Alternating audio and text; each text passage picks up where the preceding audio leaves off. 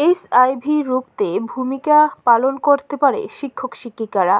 এর জন্য শিক্ষক শিক্ষিকাদের পরিশ্রম বাড়াতে হবে। তাহলে নতুন প্রজন্মকে এইচআইভি থেকে রক্ষা করা যাবে। বৃহস্পতিবার আগরতলার রবীন্দ্র শতবার্ষিকী ভবনে এইচআইভির উপর আয়োজিত সচেতনমূলক কর্মসূচিতে উদ্বেগ প্রকাশ করলেন।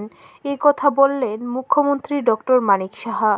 মুখ্যমন্ত্রী বলেন, রাজ্যে 2024 সালের জানুয়ারি মাস পর্যন্ত এইচআইভি আক্রান্ত হয়েছে 5,330 জন।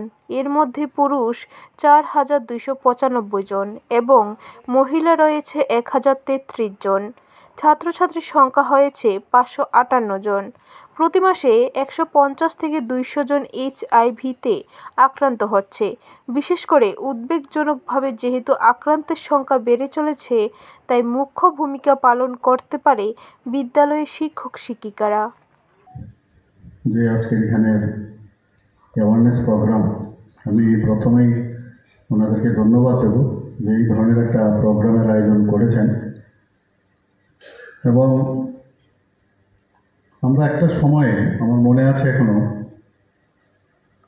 Even if I am not wrong,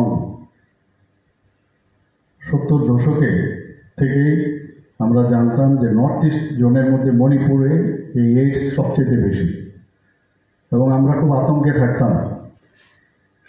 এবং কেন সেখানে হচ্ছিল, আমরা যখন আমাদের কাছে খবর আসে, সেখানে দেখা গেছে সেই ইনজেক্টেবল যে ড্রাগ নেওয়ার যে অভ্যেস, সেখান থেকে নর্থ ইস্টের মধ্যে হাইস্ট ছিল সেখানে মণিপুরে। যেহেতু নর্থ ইস্টে ত্রিপুরাও এখন তো অষ্টলক্ষ্মী হয়েছে, তা আমরাও খুব আতঙ্কে ছিলাম ত্রিপুরাতে না তা বেড়ে যায়, এবং তাই হলো। ত্রিপুরাতেও এখানে প্রচুর, প্রায় 5,000-এর উপরে এফেক্টেড আছে এখানে এইচআইভি। স্টুডেন্টদের প্রায় 550 মোরাললেস, তারও এফেক্টেড।